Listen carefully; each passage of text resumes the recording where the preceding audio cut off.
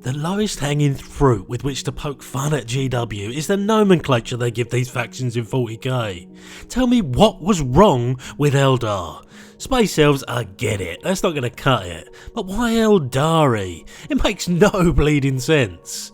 My name is Benji, and this is the guide to constructing your first 25 power, 500 points of those that shall be unnecessarily named.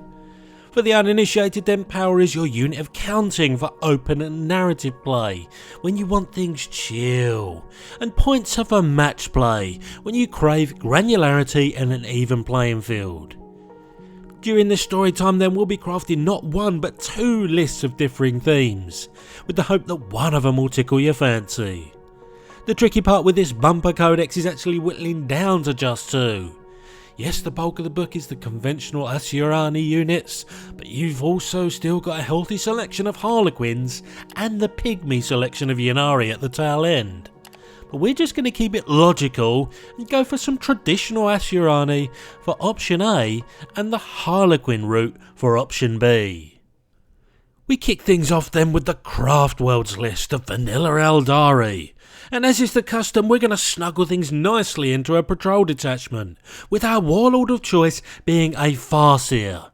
A stock Psyker, yes, but an Aeldari list without some form of psychic shenanigans is a lesser list. Using their psychic powers well is absolutely key to their inclusion in your army, because stat line wise they're middling at best. Yes, their Witchblade is nifty in combat, but with only 2 attacks, this ain't why you're bringing them. So then, not only are they bringing 2 psychic powers and the opportunity for 2 deny the witch rolls each turn, they're also allowing you to reroll one of your strands of fate dice rolls at the start of the battle round for some added consistency. We then move to the troop choices, and of the 3 available units we're opting for a unit of 10 Guardian Defenders, who are a fine enough choice. Having a minimum size unit of 10 ensures you get some bodies on board, but they're also kind of stuck between roles. With the short 18-inch range shuriken catapults to flank at your opponent, you're encouraged to seek that range. But then with the re-rolling hit rolls of 1 when you're on an objective, there's always that draw to camp on them, especially with OBSEC. The 3 toughness and 4 up armor saves won't do him any favours either. Now, whilst this might sound like I'm being a bit deputy downer on El Defendros, they're still more than capable of dishing out a bunch of shots, and with the shuriken ability giving some of those wounds AP-3, they're still a decent rank and file unit to meet our detachment needs. We then move to our first elite choice with a unit of 10 Dire Avengers, who sadly are no longer troops, but are still a pound for pound upgrade on any other choice, with the main upgrades over the Guardians for example being their improved ranged output, a 5-up invuln and much better melee capability. It's a wholesome upgrade and one we couldn't afford to ignore, despite their new status as elites. Not only that, but while the Exarch is alive, they can carry out actions and still do the shooty-shooty. This is another reason I'm a bit nonplussed about the Guardians, because, well, they can't really light a candle to these dear Avengers. Our last stop in Elite Town is every Farseer list's best friend, a friendly neighbourhood warlock.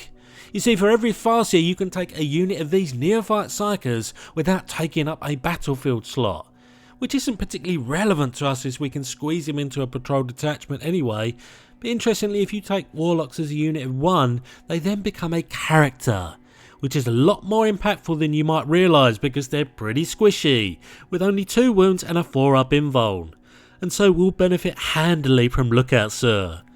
But what I'm sure you can guess they are good for is harnessing a psychic power for the cost of next to nothing, meaning your foot-slogging units are well covered at this breakpoint with 2 Psyker Shepherds at their backs. As we move to the fast attack choices, it's important to understand the balance, with these guides of providing strong lists, but ultimately ones that give you the best representation of what a codex has to offer.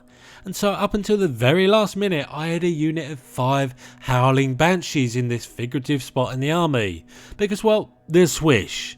But they also would have been too exposed without protection or a taxi service, so instead we opt for cover of deep strike with a unit of 5 swooping hawks. sacrificing some fight phase potency for the ability to arrive from reserves and provide a bit more in the way of medium range shooting. They'll give you just that bit more consistency through survivability more than anything else. But on any other day the Banshees would have probably got the nod. Which leaves us with just a unit of 3 Wind Riders to mark the first time we see a bike in an Eldar list. Which isn't the most usual approach, but what you have here is 16 inches of movement and a customisable loadout of ranged weaponry, ranging from short to long 18 to 36 inches, making them as all-round as all-round gets. The buff up to a toughness of 4 and a 3 up armour save give them a smidgen in the way of durability, and the cherry on top is their ability to harass campers, with their re-rolling hit rolls of 1 against enemy units in range of an objective. As I said, all round goodness.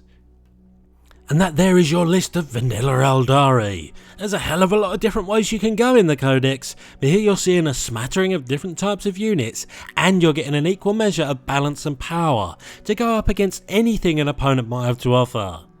But this is a list I'd be eager to keep growing because there's a lot, and I mean a lot, I want to add to this.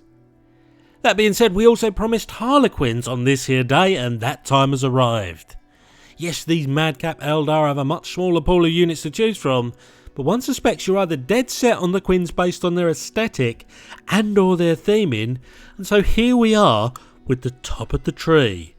Our only HQ is a Troop Master, very much at home in the fight phase, especially if you upgrade his Harlequin's blade to something a bit more strength 4, and doing the Lieutenant's job of allowing nearby core units to reroll wound rolls of 1. We're just on the right side of respectable at this cost as well, with 5 wounds and the obligatory 4 up invuln. But every good Troop Master needs a unit to babysit, and here we bring to you our lone choice of a unit of 5 troops. Your only choice in this category, and a tidy one at that. Why we're going with 1 MSU we'll get to in a bit, but much like the Master, these little piggies have a somewhat bonkers 4 attacks apiece, which is mostly unheard of for rank and file units, and they can also benefit from weapon upgrades. Although each is paid for individually, it's somewhat a no-brainer if you need that extra strength. Whatever you do though, get these guys in the hugs and cuddles phase and let the good times roll. Oh, and don't fret, these guys will be core units. We're going to cut to the end of the page next because the reason we talked about 6 models across the first 2 units is that we're suggesting you cram them into a dedicated transport Starweaver, which kills 2 birds with 1 stone in that A, it gets the troops right up in your opponent's grill with its 16-inch move plus a guaranteed 6-inch advance if you need it, and B, it's got some comparatively exceptional ranged output as well, with a stock 6 shots from its 2 shuriken cannons, giving you some strength 6, 2 damage shots to give your opponents something very much to think about. And yes, that gives them a mighty target on their back, but when you factor in that their Mirage launchers reduce 1 to opponents' hit rolls, and said dice can't be re-rolled, then it's going to take a concerted effort to stop them reaching their drop-off point. Furthermore, they're open topped, so units inside can do their pot shot thing too. Not that the troops will take a full advantage of that, but every little helps. We do now, after a slight detour, queue up our fast attack choices of 2 units of 2 Skyweavers. Now this could easily be 1 unit of 4 for the same cost, which might give the unit a bit more resilience, but if you'd rather a bit more board coverage, then stick with the 2 and 2. Either way, you're getting some beefy shuriken cannon goodness on the back of a toughness 4 biker unit that can whiz around the battlefield like most Aeldari bikes. And with a short range strength 7 blast weapon as stock as well, this is providing some serious mobile threat that can chew up infantry and will go toe to toe with higher toughness as well, especially with the upgradable Haywire cannon. Which leaves us today with a heavy support Void Weaver to round out the list, the mobile gun platform you didn't know you needed in your life, that keeps itself in the game with 6 wounds and the Mirage launchers we've already talked about that will make it harder to hit. On the front foot though is where the expected goodness is. Much like the Skyweavers, they're equally good at range against high strength infantry and against vehicles, and can also be taken with a prismatic cannon instead that give you more options to tailor for your opponent. But that was and is your Combat Patrol Harlequin build. Yes, the unit choices are a bit narrow, but each unit is strong in its own right, and this is a tight army with no real weak links. You've got mobility in spades, a wide range of offensive output and a decent amount of durability, all in one package. But then there's the analysis of cost, and we have some real disparity here, but there is some logic behind it. You see, you're packing a lot more models, 30 in total in the Aeldari list compared to the lowly 12 in the Harlequins build. Granted, you're getting more bikes and vehicles in that 12, but still that's one reason.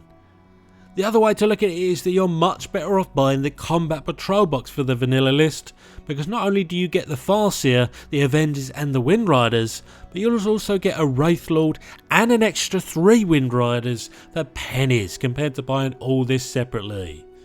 Oh, and that all goes without mentioning the extra Warlock you get in that box too. So yes, it's a steep price to pay, but there is some mitigation there if you're a glass half full type. That though does herald the end of this here tale of army building Aeldari style. It's one hell of a beefy codex we've got here, but we've tried to bring you a balanced sampling to your eyes and ears that we think you'll be happy with. Alas, I have been the voice in your head, and this video has ended.